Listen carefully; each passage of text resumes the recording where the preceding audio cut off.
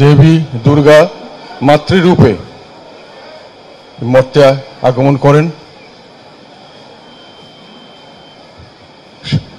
তাদের মনুষ্যকুলকে মাতা হিসাবে বুকে টেনে নিয়ে কোলে আশ্রয় দেওয়ার জন্য ওনার 10 হাতে উনি 10 দিকে লক্ষ্য রাখেন এবং যে কোনো ধরনের অশুভ শক্তি অসুর তাকে সংহার করা, তাকে প্রতিরোধ করার জন্য উনি সর্বদা সজাগ থাকেন।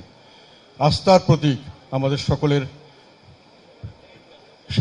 নিরাপত্তার প্রতীক হিসাবে দেবী দুর্গা মর্তে আগমন করেন, মাতৃরূপে মাতা রূপে আগমন করেন।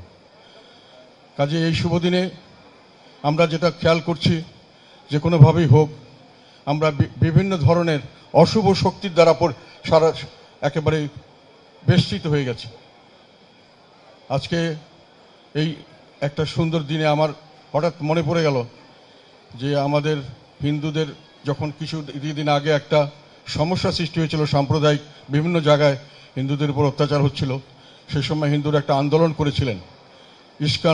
ইস্কনের একজন নেতা শ্রী চিন্ময় কৃষ্ণদাস, উনি আন্দোলনটার নেতৃত্ব দিয়েছিলেন। উনি অনেক কথা তুলে ধরেছিলেন তাদের তরফ থেকে, তাদের যে নির্বাচন করছে সেসবের ব্যাপার থেকে। ওনার কণ্ঠটাকে রোধ করা হলো, ওনাকে নিয়ে আটক করা হলো একটা মামলা দিয়ে, এবং তারপরে বিভিন্ন ঘটনার প্রেক্ষিতে এখন পর্যন্ত উনি আটক আছেন।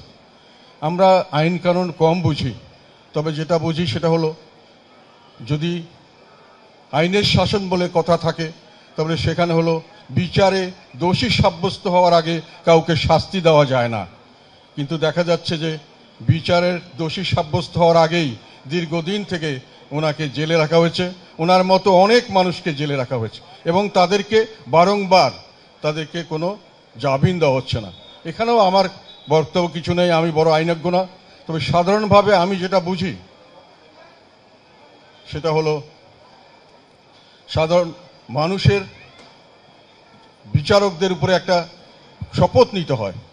বিচারকদের শপথ নিতে হয় যে তারা অনুরাগ বিরাগের বশবর্তী হয়ে কোনো কাজ করবেন না, তারা ন্যায় বিচার ভিত্তি দেওয়ার চেষ্টা করবেন।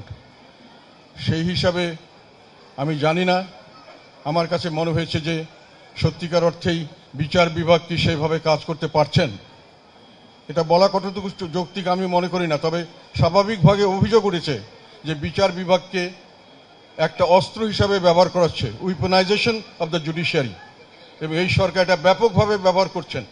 বিভিন্ন মানুষকে নিয়ে জেলখানায় আটক করে রাখছেন এবং দীর্ঘদিন ধরে তাদেরকে জামিন দেওয়া হচ্ছে না, তাদেরকে আটক করে বাকি সবাইকে ভয়ভীতি প্রদর্শন করা হচ্ছে, তারা যেন সামনে গিয়ে কথা বলতে ভয় করেন, তারা যেন প্রতিবাদ করতে ভয় করেন, তারা যেন সরকারের সকল কর্মে সমর্থন করতে বাধ্য হন। এটা আমি মনে করি অন্যায়।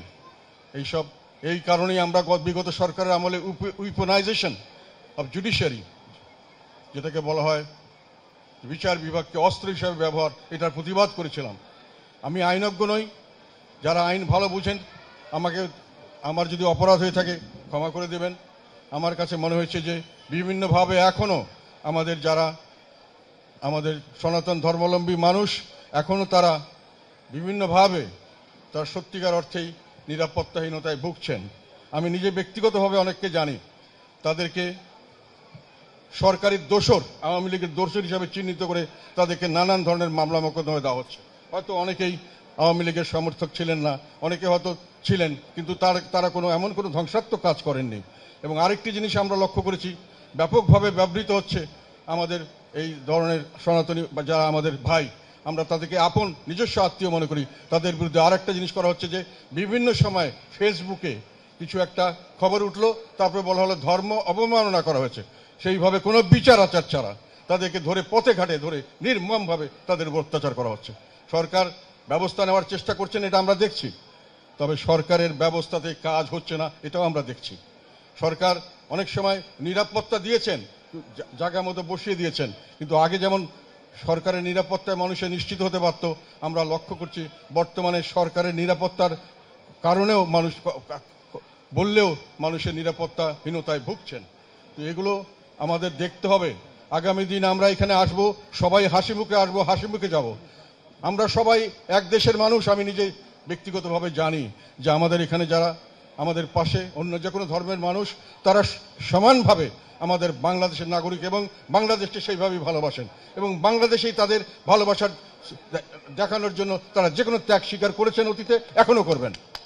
তো আমি এই দিকে সরকারের দৃষ্টি আকর্ষণ করছি, যাতে করে আমাদের যারা যতই আপনারা মুখে সান্ত্বনা দেন, কার্যতভাবে মানুষে আশ্বস্ত হতে পারছে না, সেই জিনিসটি আপনারা খেয়াল করবেন, আশ্বস্ত হওয়ার মতো পরিবেশ সৃষ্টি করবেন। আমরা সকলেই আপনাদেরকে সমর্থন দেব। আপনারা যদি হানাহানি কাটাকাটিকে উৎসাহিত করেন, আপনাকে কণ্ঠরোধকে উৎকারিত করেন, আপনারা যদি বিভিন্নভাবে মানুষকে অত্যাচার হলে সেটাকে আপনারা যদি নিবৃত্ত না করার চেষ্টা করেন সঠিকভাবে, তাহলে এই ধরনের দেশে নারকীয় পরিবেশ আরও নারকীয়তায় ভরে যাবে। চারপাশে আমরা অন্ধকার, কালো, নরকের কীট ঘুরে বেড়াতে দেখছি। এই অন্ধকার থেকে আমাদেরকে উদ্ধার করতে হবে। সেই হিসাবে বর্তমানে আমাদের মাতৃরূপী দেবী দুর্গা যে আশ্বস্ত করার বাণী নিয়ে আমাদের মাঝে অবতীর্ণ হয়েছেন, আমরা মনে করি এটার থেকেই আমরা অনেকটা আশ্বস্ত হওয়ার চেষ্টা করব এবং ভবিষ্যতে সুন্দর একটি বাংলাদেশ আমরা পাবো। আমাদের মধ্যে একজন আসবে আবার যাবে, পলিটিক্যাল লিডার। আমরা কোনো সময় দেখিনি একজন পলিটিক্যাল লিডারের সামনে আরেকজন পলিটিক্যাল লিডার গেলে তাকে ভয় পেতে হয়। কোনোদিন আমরা দেখিনি যে পলিটিক্যাল লিডারদের সামনাসামনি আসলে আমরা হাসি মুখে নিজের মধ্যে আলিঙ্গন করা ছাড়া অন্য কিছু করেছি।